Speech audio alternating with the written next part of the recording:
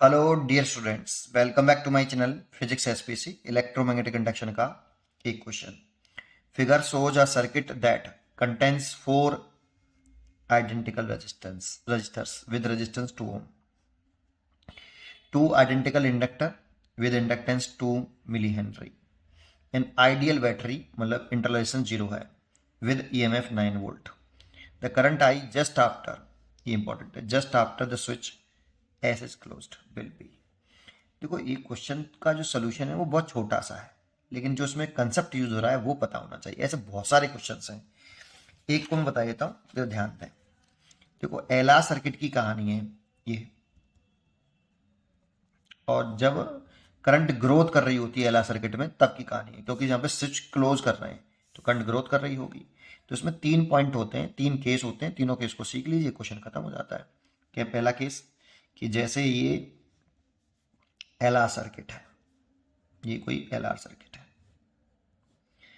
और इस समय ये की ओपन है, और इस की को अगर हम क्लोज करें तो करंट इंक्रीज होना चाहिए। तो t बराबर 0 पर एक एक केस ये है, t बराबर 0 पर की क्लोज करें तो t बराबर 0 पर क्या होगा। दूसरा केस है किसी इंस्टेंट टाइम t पर, ऐसे की क्लोज करने के किसी इंस्टेंट टाइम t पर। और तीसरा केस है आपका की क्लोज करने के इनफाइनाइट टाइम पर, t टेंड्स टू इनफाइनाइट। ये 3 केस होते हैं। देखो, पहले इस केस को समझते हैं t सेकंड पर। तो t सेकंड पे जो इसमें करंट फ्लो करती है ये हमें लर्न होना चाहिए, ये L है ये R है। तो t सेकंड में जो करंट होती है इसमें I बराबर I not 1 - e R T by L.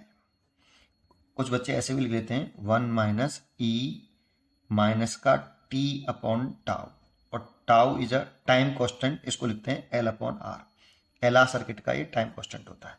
देखो, आर को नीचे लेके आओगे तो L अपॉन आर हो जाएगा, उसकी जगह पे टाउ लिख दिया है।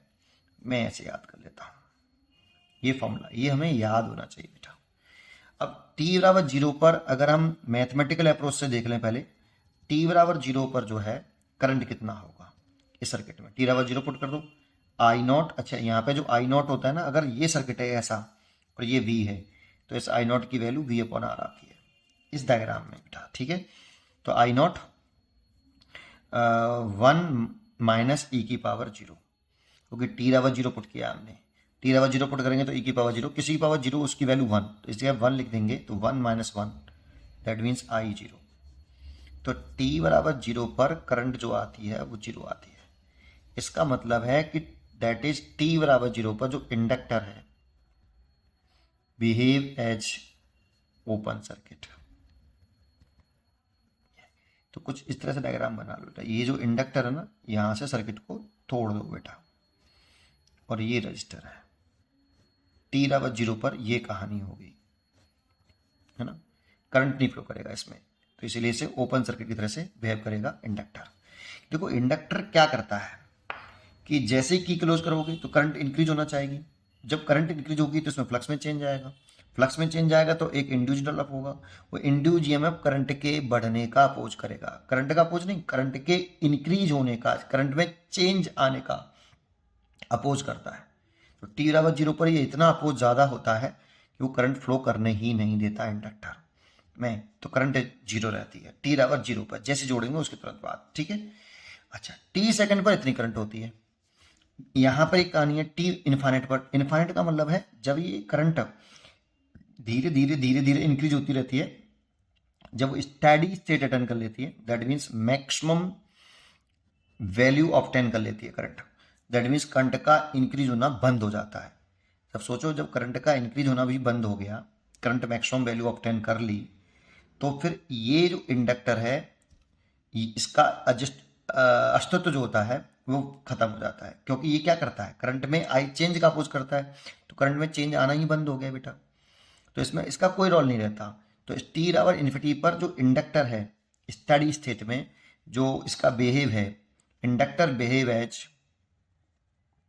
Zero resistance conducting wire, zero resistance conducting wire, that means एक सिंपल वायर की तरह से काम करता है। इसे शॉर्ट सर्किट भी बोल देते हैं हम, ऐसे। दैट मीन्स कुछ इस तरह से डायग्राम बन जाएगा, ये एक सिंपल वायर बन जाएगा इंडक्टर। ये एक्चुअल में ये कहानी हो जाएगी बेटा। और इस वाले केस में अगर t टेंस टू इन्फिनिटी अगर हम यहाँ डालते हैं तो आई नॉट करंट आती है 1 माइनस ई की पावर इन्फिनिटी। इसकी वैल्यू जो है इन्फाइनाइट की वैल्यू 0 हो गई तो आई बराबर आई नॉट आ जाता है।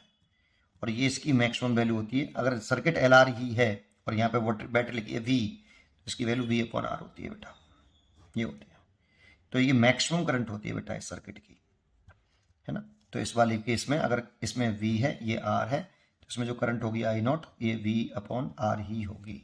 दिख रहा है डायग्राम के अकॉर्डिंग, ठीक है। तो ये इंपॉर्टेंट पॉइंट है इसमें, ये 3 पॉइंट आपको आने चाहिए। अब इस क्वेश्चन में मुश्किल से 1 मिनट लगेगा, ठीक है। चलिए क्या क्वेश्चन बोला है, a current I just after the switch S is close. जैसे ही क्लोज करेंगे तो टी बराबर 0 पर पूछ रहा है बेटा।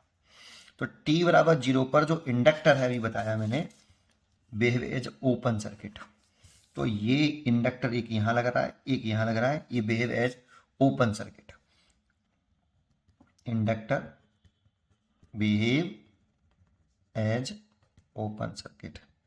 तो आप इस सर्किट डायग्राम को कुछ नया इस तरह से बना लो, ये एमीटर, ये 9 वोल्ट की एक बैटरी और एक रेजिस्टेंस यहाँ लग रहा है। जैसे की क्लोज करी टी बराबर 0 की बात कर रहे हैं, ये रेजिस्टेंस है आपका, ये ओपन सर्किट हो जाएगा, ऐसे टूट जाएगा यहाँ से सर्किट।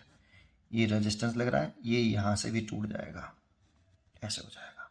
अब सोचो जब यहाँ से करंट चलेगी आई ऐसे, तो उसमें तो जाएगी नहीं क्योंकि सर्किट इनकम्प्लीट है आगे। तो ये करंट ऐसे आ जाएगी बेटा, सारी करंट ऐसे। और ये दोनों रेजिस्टेंस किस कॉम्बिनेशन में आ गए, फिर ये तो बेकार हो गई, यूजलेस, क्योंकि इनमें करंट ही नहीं जा रही। तो ये रेजिस्टेंस हो गए सीरीज कॉम्बिनेशन में। तो टोटल करंट बराबर total EMF upon total resistance, ये फॉर्मूला होता है। बस करंट ही पूछ रहा है, टोटल ईएमएफ हो गया 9 वोल्ट और टोटल रेजिस्टेंस हो गया 2R सीरीज में, इसीलिए। और R की वैल्यू दे रखी है हमें कितनी, 2 ओम, R बराबर 2। तो ये 4 हो गया, 9/4, 4 का डिवाइड कर लो 2.25 एम्पियर आ गया।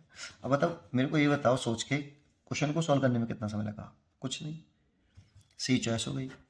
इंपॉर्टेंट ये था, ऐसे इसमें बहुत सारे क्वेश्चन हैं ये पॉइंट पर, एलआर सर्किट पर, कि इन टी बराबर 0 है या टी बराबर इन्फाइनाइट है। कभी कभी स्टेडी स्टेट यूज करता है वो। इन दोनों पॉइंटों को ध्यान रखिए, वेरी मोस्ट इंपॉर्टेंट। पढ़ते रहिए और खुश रहिए।